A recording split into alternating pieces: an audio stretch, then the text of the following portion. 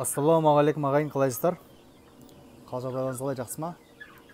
Видеоны шықпағы біраз болды. Мына жерде маған келіп түскен сұрақтарға бір жауап берсем. Көп қойылып жатқан сұрақтың бірі, қалай коучингтер туып жатыр ма? Деген сұрақтар. Міне, жауап бере кетсем. Аллаға шүкір, 9-дың күніге 7-еуі смело туып жатыр менде. Бір Құдайдың өз тіл көзін сақтасын. Міне тауықтарым. Қандай дәрі, не беріп жатсың деген сұраққа жауап беретін. Ештеңке ешқандай дәрі беріп жатқан жоқпын. Аптасына тек 2 күн не берем? АСД 2 берем. Аптасына 2 мәрте болды. Одан кейін группаларда жүрген сидимин деген дәрі ма? Мен сидимин деген дәріні қолданбаймын. Мен ойлаймын, негізі бұл жерде ең бірінші мәселе ол дәріде емес негізі. Мәселенің барлығы, мен сіздерге айтайын. Мәселенің барлығы мына жылуда. Осы жылудың арқасы деп ойлаймын негізімен да. Ол қанша жерден дәрі берсең де бәрі қораң жылу болмаса, бұл тауық тумайды бұл. Менде қазір қорамда 25 пенен 27-нің арасында. Міне. Мына жерде коучингтер. Одан кейін бұл жылу бірінші мәселе. Екінші мәселе мына жарық көріп тұрсыздар, свет. Менде свет азан сағат 8-де жанады. Түнгі сағат қазір 11 болып жатыр. 11-де өшіріп кетем. Міне. Көрдіңіздер ма? Бұларға енді қазір қыс ауасында жарық жетіспейді. Сол үшін свет керек, жарық керек. Световой потокты көбейту керек. Міне. Одан кейін мәселе.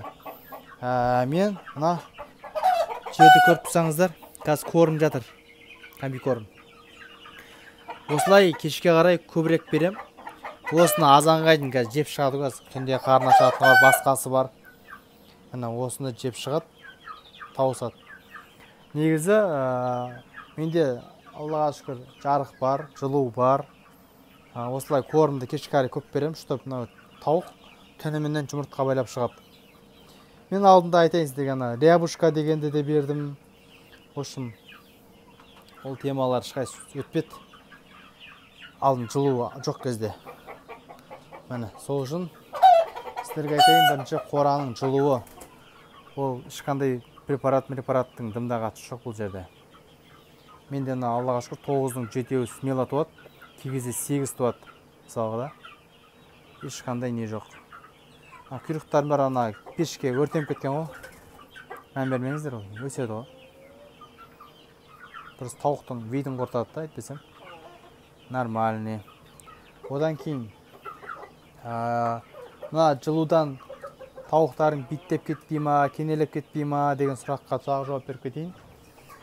Мен мына барс деген спрейді қолданам. Міне тура осы ең жақсысы. Осыны қараңғыда үстеріне шашып қоям. Аптасына 1 мәрте. Міне. Атак мен үстерінен бит кене бір көрген нем жоқ. Үстерін бит кез келген тауық қышиды ғой. Массова бір қышынып тұрғандарын көрген емеспін. И одан кейін айына 1 мәрте сиырлардың, қойлардың бит кенесін түсіретін 150 теңгелік дәрі бар ғой, атын ұмытып тұрам баршы. Соны 10 литр суға дайындайым. Екеуін әдейі күшті қып. Сөйтіп қорама шашып шығам бүкіл жеріне. Шамал иісі бар, ол несі жоқ, бірақ зиян жоқ, неге. Форшиклер менде ашылады, күндіз ашып қоям, әдейі осы екеуін.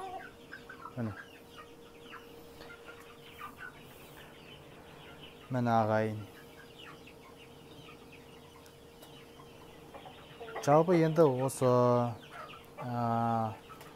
жұмыртқасын сатасың ба деп сұрағандарға, иә, Аллаға шүкір.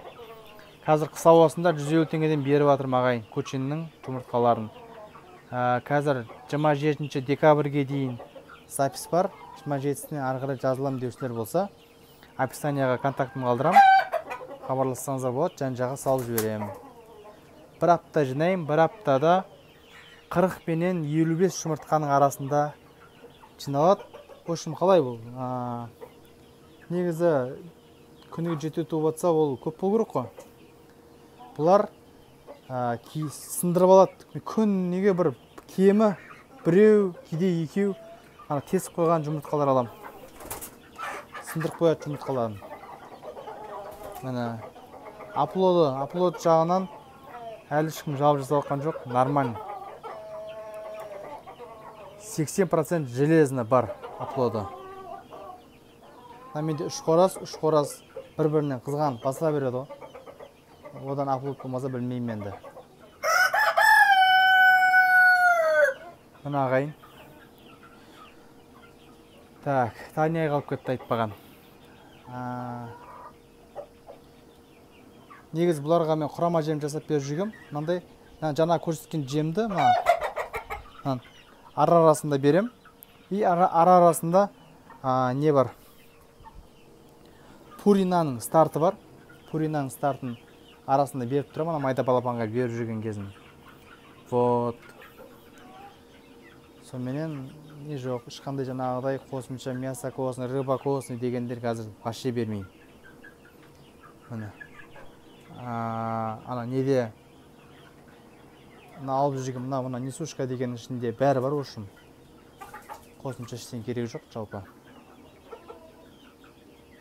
Ағай, менің ойым осы, ешқандай препаратсыз тауықтың өзінің иммунитетімен туған дұрыс. Вот. Осы ағайын әзірге сәттілік болсын. Бұл тек мақтану үшін емес, бұл барлықтарыңызға бір ақпарат, біреулерге мотивация болу үшін ғана айтып жатырмын. Мақтаудан Алла сақтасын.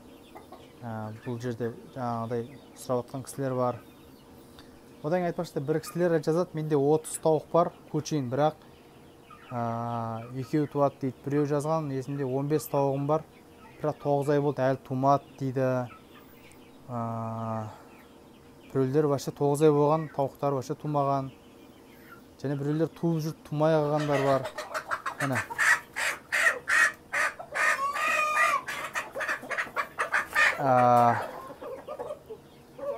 Жалпы менде кей кезде де тумай қалатын кез болады. Ол кезде не істеймін мен? Кей кезде мысалы бірден 4 жұмыртқаға түсіп қалатын кездер болады ағайын. Ол өтірік емес, рас, кейде түсіп қалады жұмыртқа. Сол кезде не істеймін? Мен аламда кешке беретін жемді орын ауыстырмаймын да. Азанда беретін жем мен обедте беретін жемді қысқартып тастаймын. Жартысынан көбім осы мысалға беретін нем бар, ыдысым бар, соның жартысынан да кішкене азырақ берем, азанда обедте. Бірақ кешке қарай осы нормалар жем берем. Сонымен бір 2-3 күн сөйтіп қинайым. Қайтып орнына келеді ғой жұмыртқасының көрсеткіші. Ағайын. Одан еш қорқудың қажеті жоқ. Солай. Менде жаңалықтар осы ағайын. Барлықтарыңызға сәттілік. Тек алға шаруашылықтарыңыз дами берсін ағайын. Шымкенттен Сабыржан деген бауырларыңыз.